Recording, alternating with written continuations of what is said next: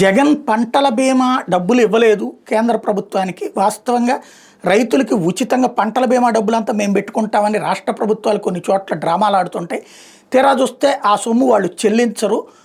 దానికి సాక్ష్యం ఆంధ్రప్రదేశ్ ప్రభుత్వం అంటూ నిన్న వ్యవసాయ శాఖ మంత్రి శివరాజ్ సింగ్ చౌహాన్ పార్లమెంట్లో వ్యాఖ్యానించడం, రాజస్థాన్కి సంబంధించినటువంటి ఒక చర్చ వచ్చినటువంటి సందర్భంలో ఆ తర్వాత దాని మీదన తెలుగుదేశం పార్టీ మండిపడ్డం ఇదంతా జరిగింది. అసలు ఏంటి ఈ పంటల బీమాకి సంబంధించి? నిజంగా రైతులకు ఎవరికి 10 పైసలు పంటల బీమా రాలేదా? గత జగన్ ఉన్న టైంలో 3 ఏళ్ళు డబ్బులు కట్టలేదన్నారు కదా. కరోనా 2 ఏళ్ళు, 5 ఏళ్ళు డబ్బులు ఏం రాలేదా ఇన్సూరెన్సు? జగన్కి అక్కడ కేంద్రానికి ఒక పెద్ద డిస్ప్యూట్ నడిచింది ఆ టైంలో. ఏంటంటే ఏడాదికి పంటల బీమా కిందన 6,000 కోట్లు కడుతున్నారు. పరిహారాలు అది ఇస్తోంది 3,000 కోట్లే ఇన్సూరెన్స్ కంపెనీలు. అంటే 3,000 కోట్లు ఇన్సూరెన్స్ కంపెనీలు మింగేస్తున్నాయి. దానికి జగన్ ఏం చేశాడు? వాడికి 6,000 కోట్లు ఇచ్చి మనం 3,000 జనాలకి ఇప్పించడం ఎందుకు, మనమే ఒక ఇన్సూరెన్స్ కంపెనీ పెట్టేసుకుందాం అని చెప్పేసి కేంద్రాన్ని అడిగాడు. మేము ఒక ఇన్సూరెన్స్ కంపెనీ రాష్ట్ర ప్రభుత్వం తరపున ఫ్లోట్ చేస్తాం, రాష్ట్ర ప్రభుత్వం ఈ రైతుల తరపున చెల్లించాల్సినటువంటి ఇన్సూరెన్స్ ప్రీమియం అంతా మేము అందులో జమేస్తాం, మీరు కేంద్ర ప్రభుత్వం తరపున ఉన్నటువంటి ఫసల్ బీమా వాటా అందులో వేసేయండి, వాళ్ళ పరిహారాలు చెల్లిస్తాం, తద్వారా డబ్బు మిగిలిన రాష్ట్ర ప్రభుత్వం దగ్గరే ఉంటుంది కదా అని చెప్పాడు. దానికి కేంద్ర ప్రభుత్వం తిరస్కరించింది. ఈ సిస్టమ్ కొనసాగితే అన్ని రాష్ట్రాలు అదే బాట పయనిస్తాయని ఒప్పుకోలేదు. అప్పుడు ఏం చేశాడు? ప్రజల దగ్గర నుంచి, రైతుల దగ్గర నుంచి 10 పైసలు డబ్బులు తీసుకోలేదు ఇన్సూరెన్స్కి.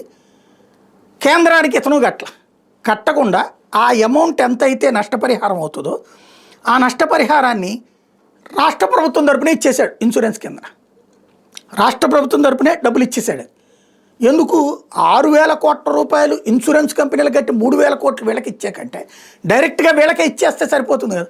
అప్పుడు డబ్బులు తగ్గినాయి, ప్లస్ వీళ్ళకి కరెక్ట్ టైంకి అక్కడ ఇన్సూరెన్స్ కంపెనీలు వాళ్ళు నిపుణుల కమిటీలు వచ్చి చూసి అక్కడికి పంపించి నివేదికలు, ఆ తర్వాత ఇన్సూరెన్స్ కంపెనీలకు చెప్పి వాళ్ళకి 10 రూపాయలు ఇవ్వండి అంటే వాళ్ళు 5 రూపాయలు ఇచ్చి ఈ తతంగం అంతా లేకుండా ఈజీగా జరిగిపోయింది. అప్పుడు అదే ఇప్పుడు వైఎస్ఆర్ కాంగ్రెస్ పార్టీ చెప్తున్నటువంటి మాట. అయితే దానికి కేంద్రం ఒప్పుకోలే. చివరిలో ఏం చెప్పింది కేంద్రం? వాళ్ళు ఇచ్చే 12% వాటాని మేము ఇవ్వమట్లయితే అని చెప్పింది.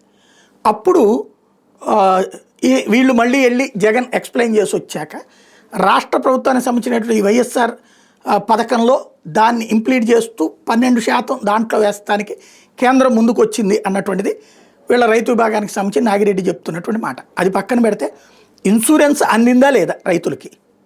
ఆ టైంలో ఇన్సూరెన్స్ ప్రీమియం కేంద్రానికి కట్టని మాట వాస్తవం, నో డౌట్. అప్పట్లో నేను ఈ విషయం ప్రస్తావించాను.